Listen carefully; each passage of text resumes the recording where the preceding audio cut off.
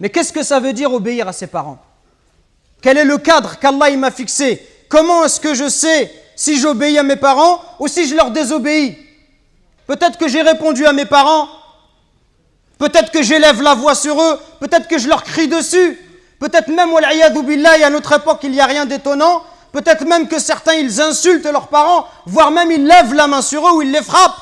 Et on entend parfois, wal'iyadhu billah, des gens qui vont insulter, qui vont tuer leurs parents pour l'héritage. La règle, le cadre, c'est ce verset coranique. Allah Azza wa Jal, il nous dit: et ton Seigneur a décrété n'adorer que lui. Ça, c'est le droit d'Allah sur ses serviteurs. D'adorer Allah et de ne pas lui donner des associés.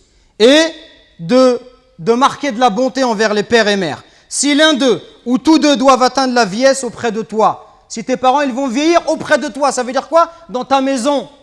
Dans ta maison, ça veut dire que tu ne les mets pas dans une maison de retraite, comme on fait aujourd'hui, où dès que les parents ils sont vieux, on les prend, on les jette dans la maison de retraite et on vient les voir une fois dans l'année.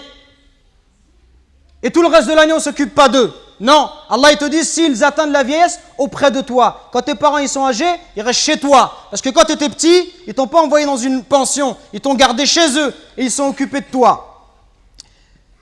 S'ils atteignent la vieillesse, ne leur fais point fi, ne leur dis pas pff. Ça, juste le fait de dire mes frères et sœurs. Comprenez bien ce qu'Allah il nous demande. Le simple fait de dire à son père pff, ça c'est interdit. Que dire de celui qui se plaint et qui dit à son père ou à sa mère, tu comprends rien, mais c'est toujours pareil avec toi, mais ceci, mais cela. Allah il t'a interdit de juste dire pff. Et ne les brusque pas, mais adresse-leur des paroles respectueuses. Et par miséricorde, abaisse pour eux l'aile de l'humilité et dit, invoque pour tes parents, ô mon Seigneur, fais-leur à tout de miséricorde comme ils m'ont élevé tout petit. Et il n'y a que lorsque tu seras toi-même un père de famille, ou lorsque tu seras, ma sœur, une maman, que tu vas comprendre la valeur de ta mère et de ton père. Quand tu vas voir que la mère, pendant 9 mois, elle te porte et elle subit les difficultés. Elle subit des coups de ta part. Que lorsque tu nais, le jour où Allah t'a mis au monde, ce jour-là, ta mère elle a l'impression qu'elle allait mourir, tellement les douleurs, elles sont intenses. Et les hommes, on ne sait pas de quoi on parle quand on parle de cela. Il n'y a qu'une femme qui peut l'expliquer. Quand ta mère, pendant 2 ans, elle t'a allaité, elle ne dormait pas la nuit. Pendant 2 ans, tu lui as perturbé son sommeil. Quand tes parents, à 4 heures du matin, ils sont levés pour aller travailler, pour t'acheter des vêtements. Quand lorsque tu es malade, ta mère, elle ne trouve pas le sommeil. Même quand tu as 30 ou 40 ans, si tu rentres à 1 heure du matin, ta mère, elle t'attend encore pour demander de tes nouvelles ou pour te préparer à manger. Qui va se comporter avec toi si ce n'est pas ta mère et ton père? Qui va se comporter comme ça avec toi? Et nous, on est gentils avec nos copains. À n'importe quelle heure, on répond à l'appel de nos amis qui nous demandent de l'aide, on les aide. Mais est-ce qu'on aide nos parents? Est-ce qu'on est à leur écoute? Est-ce qu'on leur donne du temps? Est-ce qu'on leur montre du respect?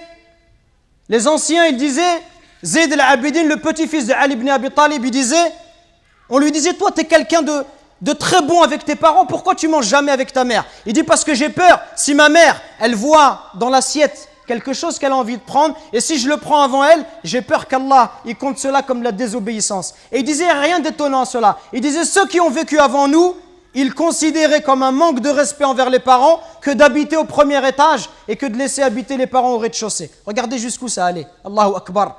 Le simple fait d'être au-dessus de sa mère, au premier étage, sa mère au rez-de-chaussée, ils considéraient ça comme un manque de respect. Et d'autres chez les Sahaba, ils disaient, quand il y avait un scorpion qui est rentré dans un trou, il a mis sa main et il s'est fait piquer. On lui dit, pourquoi tu mets ta main alors qu'il y a un scorpion? Il dit, parce que j'ai peur que ce scorpion il sorte et qu'il ne pique ma mère. Regardez le respect. Et regardez aujourd'hui l'attitude des enfants envers les parents. Regardez ne serait-ce que le regard, les yeux. Wallahi mes frères, si nos parents ils invoquent contre nous, wallahi c'est pour nous le malheur dans la vie d'ici-bas et dans celle de l'au-delà. Allah Azza wa Jal, par l'intermédiaire du prophète alayhi salatu wassalam, il nous dit qu'Allah il a interdit le paradis. Interdit le paradis à celui qui désobéit à ses parents. Donc attention mes frères, à ne pas causer du tort à nos parents, à ne pas leur manquer de respect, mais soyons plutôt à leur écoute, soyons plutôt bons, miséricordieux pour eux. Et ceux qui doivent le plus profiter de notre générosité, de notre douceur, notre bonté, notre bon comportement, les premiers à profiter de cela, ça doit être nos parents. Parce que viendra un jour où ils vont partir Et le jour où ils vont partir, tu vas regretter. Et tu vas dire, ah, si je pouvais encore faire du khair à mon père, si je pouvais encore faire du khair à ma mère. Nous récoltons vos dons pour la construction d'une nouvelle mosquée à Longjumeau. Walillahi alhamd. Barakallahu fikum. Qu'Allah il accepte ces dons de votre part. Et continuons, Inch'Allah. Et bi'idhnillah, dans pas longtemps, on espère avoir de bonnes nouvelles. Qumu ila salatikum yarhamni wa yarhamkumullah.